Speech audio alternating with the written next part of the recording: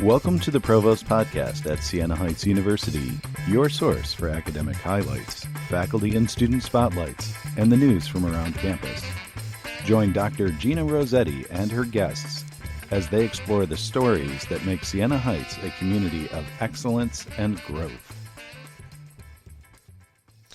Hello and welcome. I am so excited to have our guests in the studio today where we're going to be talking about our 50th year anniversary and celebration of Eclipse, which is our literary magazine and cornerstone of Siena Heights' commitment to student excellence. And so here to tell us more about it are three very special guests. Dr. Julie Barst, Assistant Dean for Humanities and Social Sciences, Professor of English, Director of Ethnic and Gender Studies, and the EGS program. Joining her are Renee Collins, who is a graduate of Siena Heights with her BA in English. She is a journalist, and she is also an adjunct instructor. She has worked diligently with current and former SHU students to curate, edit, and publish the celebratory issue. Grace Baylog is also with us. She earned her BA in English from Siena in 2023. And during her time here, she served as editor of Eclipse. She was excited to help bring this special issue to fruition in the editor role once again. So welcome. Thank you. Thank you. Good to be here. Us. So I am new to Siena Heights. So tell me about Eclipse. What makes it so incredibly special? Well, I can tell you that Eclipse started back in 73 or 74 with Simone Press, who was the creative writing instructor professor here at Siena for many, many years. And she kind of talks about that in the beginning of the Eclipse in her introduction to the 50th anniversary edition. She kind of describes her journey with Eclipse. When I was an undergraduate here between 76 and 80, I worked on Eclipse and published in it. I also was really excited to be able to help with Eclipse and help with this particular edition. Thank you, Renee. So, Grace, what brought you to want to work on Eclipse? So, when I first started touring Siena Heights, I heard about them having a literary journal, and that was something I'd never really heard about before. Mm-hmm. So once they started telling me about, like, hey, we have a journal where we get student submissions in here, and there's poetry and there's fiction and stuff and art. And I thought, wow, that's so cool. So, like, that was one of the things that actually, among the other things, that drew me to Siena Heights. That's great. So as soon as I got in there, I got into an Eclipse class, and I started as a contributing editor. Mm-hmm. And then after that, I started working on editing fiction pieces, and then I climbed up to editor-in-chief. And all this was under the direction of Professor Weinstein. That's great. And do you have a favorite genre? I really like science fiction. I like speculative fiction. I kind of take after Weinstein in that regard. We both kind of have similar tastes in things. So that's the kind of stuff that I really like to read, but I've always liked poetry. I've always liked editing poetry as well, seeing like how people make do with such short line counts and stuff like that. That's great. And Dr. Barst, what brings you to Eclipse? So I have been teaching at Siena Heights since 2012 in the English department, and I was really excited when I first arrived here, too, to find out that there was a student-led art and literary journal. It was exciting. And I have had multiple conversations with our creative writing professors over the years about the role of this journal in their courses and how important it's been for students to have this as part of the curriculum in terms of learning how to edit, learning how to publish a journal. Because if they go into fields like book publishing or even a lot of fields that have nothing to do with it, just the experience of learning how to curate an edition like this is invaluable in terms of critical thinking skills, editing skills. And so it's just been a great part of the experience here to release these issues every year, every other year, and have these celebratory parties and see what our students have produced. That's great. And when you were working on putting together the 50th edition, did you have a particular theme? What guided you through this process? I think for the theme, one of the things that we were trying to focus on is to celebrate the 50 years. Yes. And to look at, the many, many people that have contributed in the past, and also solicit new things, too, from people that were both alumni and friends of the college. That's great. So that was part of the plan all along. We were also able to secure, one of my classmates from 1980, Alan Rodewald. He's a pretty successful multimedia artist in Houston, Texas. He does amazing murals. He does huge, huge works. And Simone and I picked out one of his works, and when I asked him if it was okay to use it, he was honored and very excited. That's great. So it appears on the cover, and it's really, really magnificent. That's wonderful. Grace, when you've worked with students, and certainly when you were the student editor, how would you encourage your fellow classmates to contribute? So I'd always spread the word first off because unfortunately when I was kind of in college here, a lot of people who I'd talk to would say, oh, I had no idea we had a literary journal.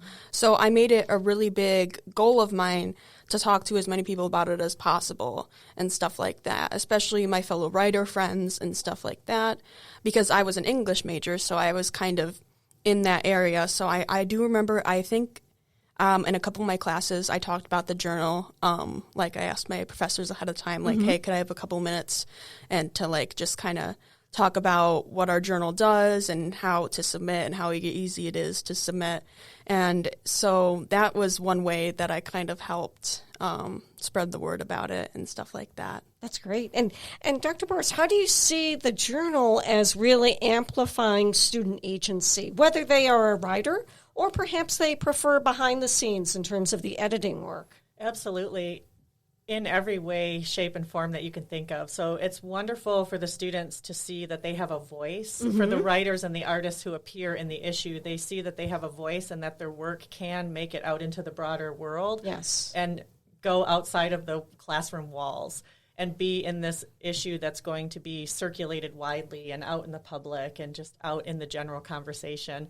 And then for the students working behind the scenes, the editors, it's just a fantastic experience for them to curate these editions and work with a professor who has all of this experience doing it and really develop those skills of editing and publishing that would be so useful in other formats as well. That's great. And we may not know how the name of the journal came about, but I'm really struck by the fact that it's named Eclipse. I myself was editor of our college literary journal. It was Hemetera, which is Greek for our own.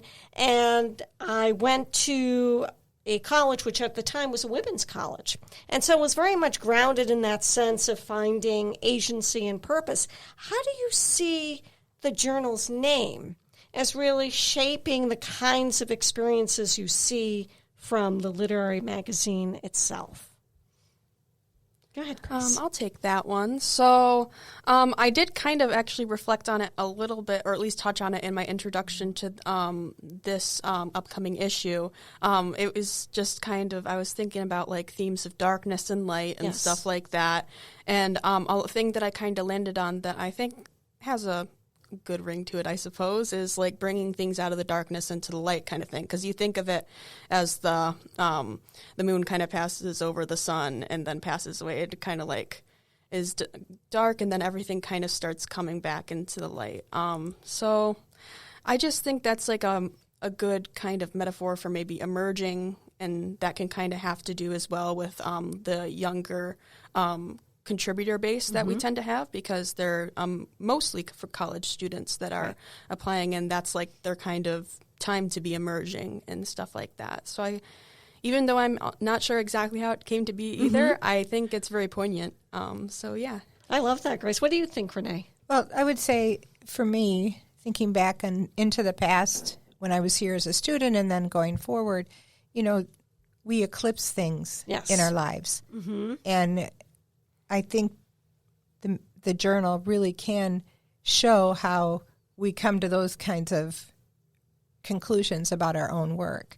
I also think it's important for students, especially when they're working on creative fiction and poetry, and have a place to show that they are being able to make that same a journey. When you think about how in the Middle Ages people would see an eclipse and they would be very fearful. Right. Oh my God, it's the end of the world or whatever. But really, it's kind of almost like everything's okay. It's a new beginning, you know. And again, coming out of darkness and then into light, and perhaps things change, perhaps they don't. But you see things differently. Yes. So, how does that strike you, Dr. Barst?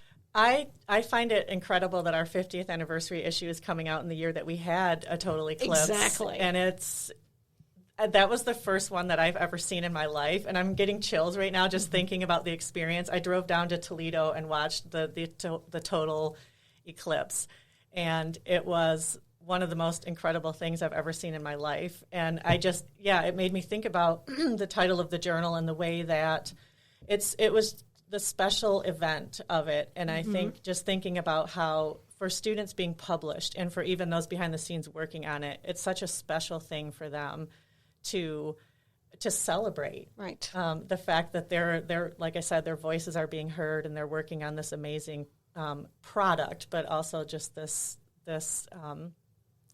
text that others are going to hold in their hands and learn from and maybe even feel inspired by. Absolutely. Yeah, Grace. And if I may jump in on that point, course. I also went to see the eclipse down in like middle nowhere, Ohio with my dad, which was the most amazing experience ever. And one thing that I did notice, and another connection that I've kind of made, is that like when the moment the moon passed over the sun, like everyone was screaming and cheering and like ecstasy. And it's like everyone was like united and like it put everything into perspective. And I think like that's like another thing that like literary and artworks can do in general is to kind of zoom out, put everything into perspective and kind of unite everyone under like one kind of community. Thing. Yes. Exactly. Absolutely. And one such place that's going to happen is the Saturday of Homecoming. So tell me about the wonderful celebratory event we have planned. well, I can say that we are going to be having refreshments, and That's always good. important. which is always a good draw. You want to have refreshments to get people to show up. But from 9 to about 11 a.m. on Saturday the 5th, we're going to have Simone and Charles Fort, who was one of the very first students that worked on it. He worked on it with Simone, and as many other people as want to come and read some of their work and reflect on the 50 years of being involved in Eclipse and, you know, where it was and where it's going, where it's at now. And also we'll have some copies of Eclipse. We'll have obviously the new journal will be there, and we'll be passing that out and celebrating it. And then we'll have some previous editions if people want to get one they didn't get from 2, 3, or 4 years ago. And Casey is actually going to be able to put out editions from 1973, 74, all the way to the present. That's fantastic. So people will be able to see, alums will be able to come in and see the stuff that they worked on when they were undergraduates. And if they're like me, they never really want to see that again. Sure. You know, the teenage angst of being a college student and things that you write about when you're that young. But overall, I'm just very excited about it. I'm very grateful to Kate Hamilton for totally being involved and willing to take this on, because it really helped take a big, you know, burden off of us with having to plan it. That's great. And that is Saturday, October 5th, 9 to 11 in our library. So I hope we will all be there. So as you think about the impact of Eclipse, the extent to which student authors and other authors really come out of themselves and present new and interesting ideas, how do you see the literary magazine is also connected to the university's mission? Sure, I can talk about that. I love our mission statement. I've heard it so many times over the course of my 12 years here, and it's amazing, and especially our connection to the Adrian Dominican Sisters. Yes. I think primarily we have the competent, purposeful, and ethical, and it's obviously teaching students to be competent in things that they're moving forward with in their careers after Siena. But I always think most strongly about the respecting the dignity of all at the end of our mission statement. That's my favorite 5 words of the mission statement. And so I feel like this journal has given so many students from so many different backgrounds and positions a space and a place to put their work out there and share pieces of themselves with the rest of the Siena community and even more broadly. Even the opportunities for folks who work behind the scenes, editing and publishing as well. So it's really connecting well with the mission of the university and the entire reason that the Adrian Dominican Sisters founded this institution. That's great. I could also add to that when students are able to see their work published, it creates such a great sense of pride in themselves that they know that they can do something, and it's just amazing. I mean, that was my experience when I was, teaching journalism and student newspapering too. It's the same thing. Students see their work published and they're so excited, and it just makes them feel like, wow, I can do this. I can be this person. Yes. So that's great. And how has it spoken to you, Grace? It's done a lot for me, definitely. As soon as I came in to Siena under Professor Weinstein's lead, I was inspired in so many ways. One thing that I loved about working on Eclipse was seeing other people's works and everything that they've come up with, and it was just such a creatively enriching environment that I had to be a bigger part of it. So I got into writing more, and I got into editing more, and it's kind of altered the trajectory of my career path where I want to go. I do definitely want to continue working on a literary journal somewhere else, because it's just such a creatively enriching environment, and it's fulfilling to help people and aspiring authors and poets and artists find their way to be published in whatever way, if that's online or in print or what have you. It's very, very enriching in many ways. That's fantastic. And so many qualities about a literary magazine really point to the future and optimism. So with that in mind, where can we go with Eclipse? I think we have many options available to us. I know there are lots of options, for online Yes. work. There's a lot of opportunities for students and faculty and staff to work on an online version of Eclipse. I think it's definitely doable, and certainly something that could be looked into. I also think encouraging students to maybe to do more kinds of creative things, whether it's blogs or video blogs. Right? They can do all kinds of things that can be pulled into the whole idea of being enriching and having a more enriched experience at Siena. And I do think that, when I came here, it was really the only school I wanted to go to from the time from as far back as I can remember. But I was drawn by the Dominicans. I was drawn by the campus. I was drawn by the aura of Siena. And I think that Eclipse does really help add to that aura. And I would love to see it go forward. And I think we have a lot of options. That's great. Another thing that I know was talked about a little bit while I was on the team was maybe to bolster its knowledge around campus, knowledge of Eclipse, is maybe there could be some readings, more regular readings. That's wonderful. And stuff like that could act as like Eclipse outreaches or stuff like that, or like open mic nights for like poetry and stuff that could just kind of keep the conversation kind of focused and trained in on literary works and stuff like that, which would maybe, if students attended that, they could be more willing to share their own work or submit to Eclipse on their own or stuff like that. That's fantastic. You could totally get an open mic night. You could totally do something with an open mic night and have people that have written things as well as theater people that perhaps can be working on helping them be better at open mic maybe, or working together collaboratively to write and edit plays. That's wonderful. And perform them. So again, it is Saturday, October 5th, 9 to 11 in the library. I want to thank my guests, Dr. Barst, Renee, and Grace, for having a chance to come in and talk about Eclipse. Thank you. Thank you so much. Second part of today's episode, I'm joined in the studio by Professor Michael Ewan, Assistant Professor of Musical Theater here at Siena Heights. And our theater program is gearing up for its next big production, which is Godspell. So welcome to the studio. Thank you for having me. Thank you. So for our listeners, can you tell us a little bit about Godspell, some of its background? Absolutely. Godspell actually came out in 1971. It opened off Broadway. It was actually started off as a senior project by a student named John Michael Tebelak. It was going to school at Carnegie Mellon, and he had this idea for his senior project to tell the Gospel of Matthew, but in a contemporary way, so that it could reach a broader audience.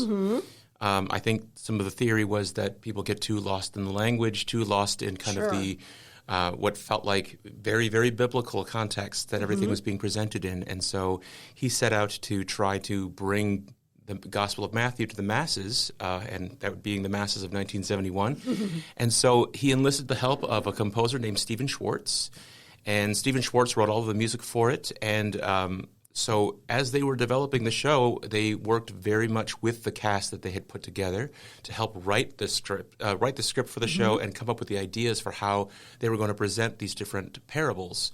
Which is essentially what the Gospel of Matthew is. It's a collection of parables, and it leads into the last days of Jesus and everything. But so this show, throughout the years, it's been presented a lot of different ways. But in 1971, when it first came out, a lot of the references that they made, Three Stooges jokes, Looney Tunes, those kinds of things, were very, very big in pop culture at the time, and people recognized them. And there's something about that familiarity with a reference that brings the audience into it, whether they even understand what's happening or not.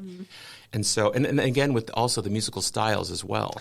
They were written to reflect what was popular at the time and what was on the radio at the time. And so this modern version of Godspell, as we're doing it, is based on the 2012 Broadway revival of it.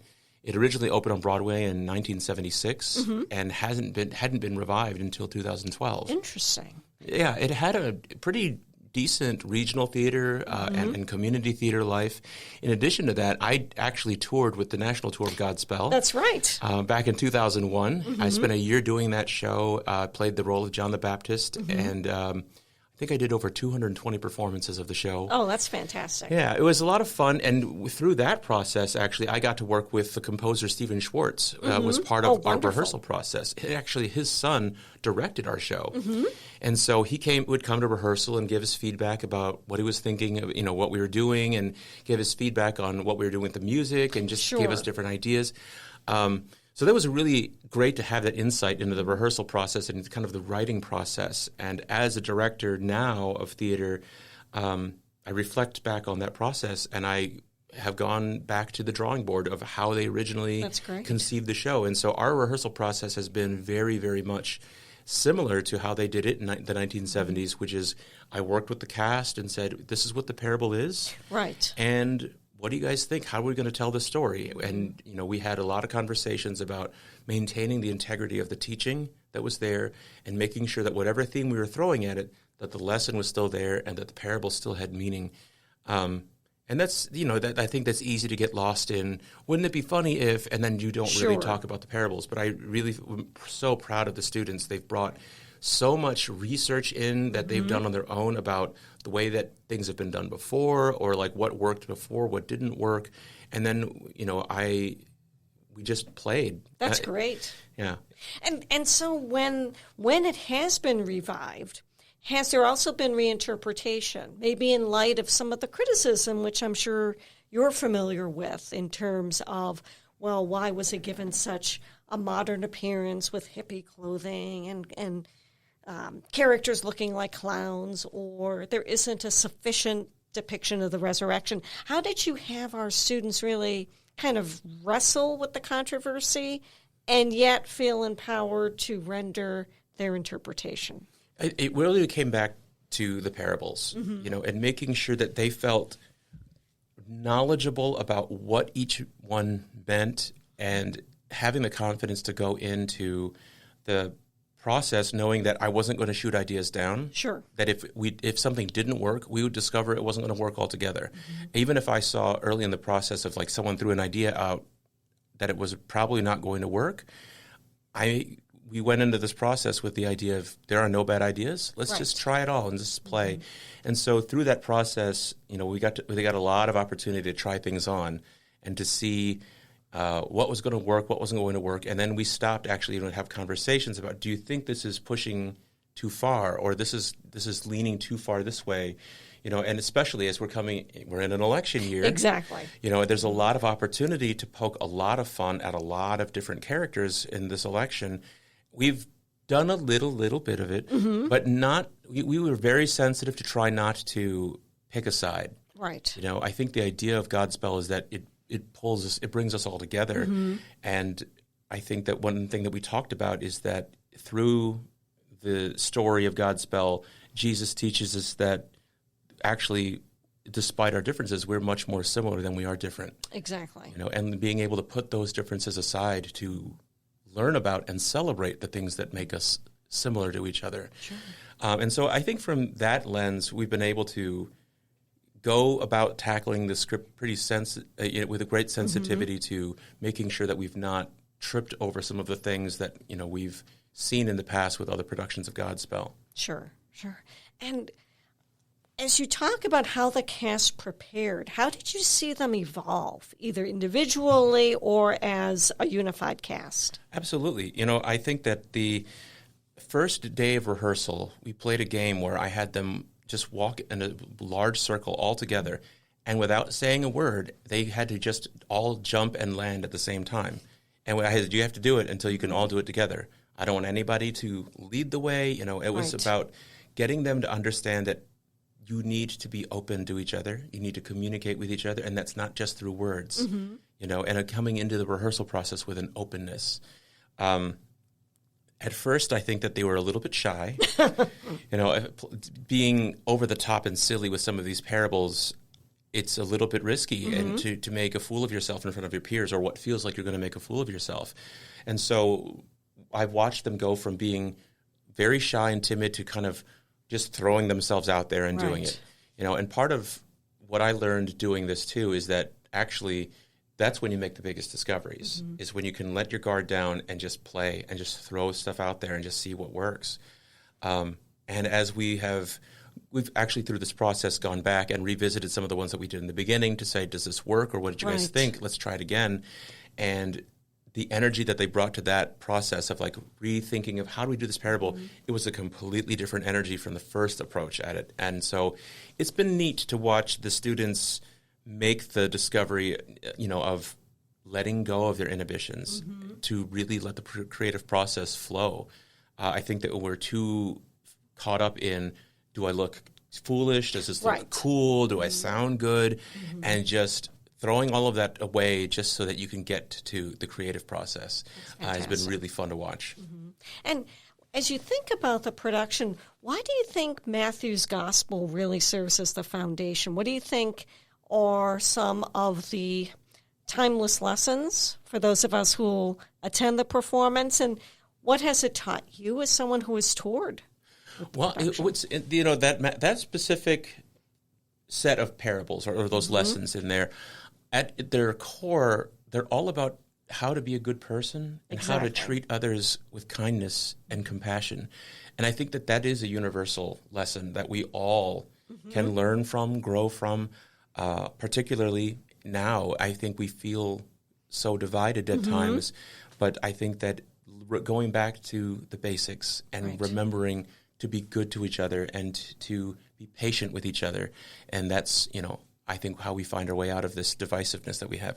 But I think that has been, it's been really healing for me working on the show. I think that everyone has a different background, but I've grew up a lot feeling somewhat on the outside in my experiences. But I think that it's helped me to heal some of that and see that I'm a lot more similar than I thought I was to a lot of other people too.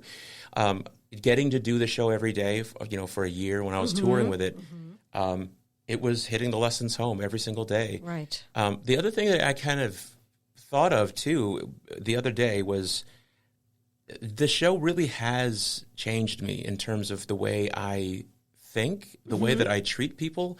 And it happened on tour because doing the show every day, talking about these things every day, teaching these things every day to an audience, you can't help but buy into it, believe it. You're saying these words, and I would say as an actor, if I wasn't believing what I was saying, to some degree, it would feel very artificial. And so I found that it brought out in me all of these great qualities. And working on the show again, I think this is the third time now I'm directing the show. I've directed the show, but I think that it's been really nice to remind myself of these things. But I'm also really thrilled that I get to share that with the students as well. Right. These lessons of compassion. I've seen it already in the cast. They are even ones that might be at odds with each other. They have been kind to each other. They have been compassionate and welcoming to each other. And to watch them go from, they all knew each other. They're friends or whatnot, or peers. But to watch them come together as a community of their own, and to watch them at the end of the show, as they're watching the crucifixion, to watch them grieve together as a cast. It was very powerful. The other day, the first time we really ran it full out, I didn't have to explain that much to them. I explained what they were losing as they were watching this. What are you losing by when he is crucified? What is it that you gain afterward? And what is the uncertainty that's left there? And I tend to direct with a lot of questions, actually. That's great. Sometimes I find that they come up with better stuff than I would have come up with when they're just pondering it. If I give them things to think about, they leave rehearsal, they think on it, they'll come back. I was thinking about rehearsal, at the end of the day when you're talking about, this thing and this thing about being kind and being patient to your neighbor. And so it's been really wonderful to watch. It's serving more than just another musical that we're doing, which is fine too, which is great. There's purpose in doing that. But I think that when a show has a message, when a show has something to say, especially one that reaches so many people, it's really refreshing and really rewarding to get to watch the cast grow from it as people and know that they will hopefully likely take a lot of that with them after the show as well. That's great. I mean, actors bring so many gifts to the table, and two of them are to be present and to listen. And how have you seen both evolve as the cast gets further and further into the play? Something that we talked about early on is that they can't know what the lesson's going to be. They can't know what Jesus is going to teach them each one. They can't know what the next intention is going to be. And so they've been encouraged throughout this to do active listening. And I would call them out if it looks like they're kind of predicting the future, or that someone is handing a prop over before being asked to or before knowing what was going on. Like, you wouldn't know to hand that prop over yet. So it's been a lot of getting them to pause and to actively listen and not just wait for their next line. I think so often we're waiting to just deliver the next line, waiting for the next song. But we've talked about what motivates each parable, each transition, which there are some really weird ones in the show. Oh, certainly. And that's been part of our job, is to iron out some of those weird transitions in the show. But we've talked about how Jesus tried to teach them this, and they didn't get that, so he moved to a different tactic, and so he tried this. And so, we've had a lot of those conversations about staying present, staying in the moment, and not letting yourself kind of think too far into the future about what's to come. You can't know what's to happen, so that you need to be, living each moment in the present and listening and learning in the present. That's great. And so when we come to see the production, what can we expect? I mean, I know you don't want to give away what's happening, but what should I be looking for? I think you should be looking for...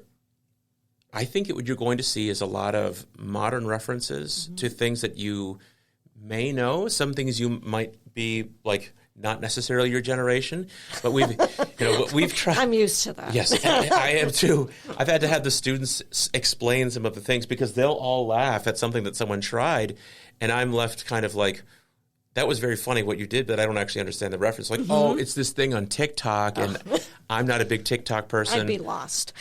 But there are things for me, and there is for my generation as well. And I think that there's something for everyone in there. But look for modernization of these parables. We put them in different contexts.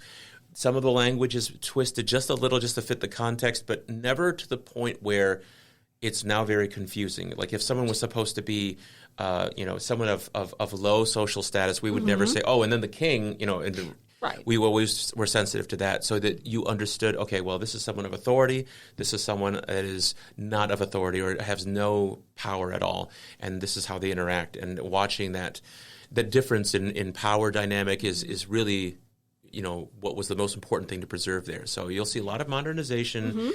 If you are used to listening to the original cast recording from the 1970s, that was done with instruments, in instrumentation, and in interpretation that fit that genre. So it has a lot of kind of 70s and 60s style rock, some folk in there. But this one is, been very, very much like brought into the modern day and brought into kind of what you're hearing on the radio. So you'll hear things that sound a little bit more like modern rock. Right. And you'll hear things that sound like folk, but it sounds like more like modern folk. And you'll hear hard rock, but it sounds like hard modern rock. So there's some great, great music in there, and songs that you'll recognize and that you've grown up maybe listening to, depending on how much you love Godspell or how much your parents love Godspell. But you'll recognize all of the songs. All of the lessons are there that were always there. The same thing happens at the end of our show as normal. Right. I think that the students have done some really amazing things with the technical theater aspects of it. This has been a unique season for us. It's been entirely student designed. That's fantastic. Entirely student built. Everything was through the hands of the students. And so it's amazing to watch not just the cast, but the department come together to put the show up. And it's been, I would say, a fairly low stress process for all the way around, not just from our director's perspective, but from a technical theater perspective. It's been very laid back, and no one's been yelling or upset with each other. Everyone's been coming into work, and so it's been very nice. That's great. And there's also wonderful merchandise to be had. I am super excited. There is. The ticketing company that we are using, they have a great selection of merchandise. In fact, they have even more available for purchase that we've not actually clicked on and said, go ahead and, but we thought a handful of small items that people might be interested in. So we have coffee mugs and posters and some T-shirts as well with our show logo, which is this really pretty kind of it looks like almost like construction paper cut out rainbow swirl. But it's really, I think rainbows and brick walls are very common Godspellian logo things. And so I think the rainbow represents kind of the universal language and the universal message that Godspell has. It reaches people of all colors and all beliefs. And I think that a common misconception that people had, that I experienced when I was on tour, that people believed that Godspell was only enjoyable if you were Christian or Catholic. And I think on tour I was even approached by a few people that thought we were a touring church group. Right. I think that speaks volumes to the power of the messages being told in the story, that one might believe that it's a religious group that's presenting, but it's actually the lessons are so universal and the teachings are so universal about being a good person, being kind, that you can find that in any religion, whether it's Judaism or, you won't need to look very far into the teachings of any religion to find these same lessons. And certainly you'll debut during homecoming, but what are all of your performance dates? Oh, we are opening on October 4th. We'll play October 4, 5, and 6. October 4th and 5th are Friday and Saturday. Those performances are at 7:30 p.m. On October 6th, we play at 2:30 p.m. We also this year are playing a second weekend for our musicals. So those dates will be October 11, 12, 13. October 11 and 12, which are Friday and Saturday, are also at 7:30. And then October 13th will be at 2:30 as well. And if you could share with our listeners where it will be performed. We'll be performing on the Deb Haller stage in the Spencer Performing Arts Center. Excellent. And looking forward in the year, what are some of the other productions that we can anticipate? Our children's theater program will be presenting Charlotte's Web as a theater for young audiences as part of our children's theater program, and that'll be coming up in November. And shortly after that, we'll have our student-directed one-acts, which are from our directing class under the supervision of Mark DiPietro.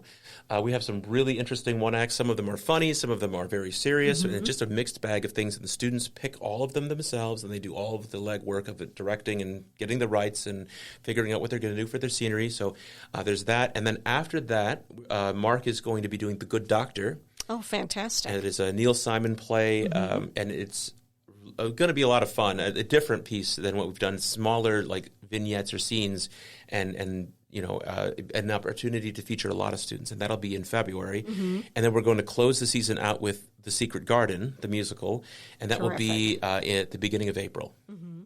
That is so wonderful. Well, I'm excited to see everything. Well, we are excited to have you. So thank you, Professor Ewan, for coming in today and sharing with us. Oh, thank you for having me. Thank you for tuning in to this episode of the Provost Podcast. Be sure to join us next time as we continue to celebrate the accomplishments and the stories of Siena Heights University. Until then, stay competent, purposeful, and ethical saints.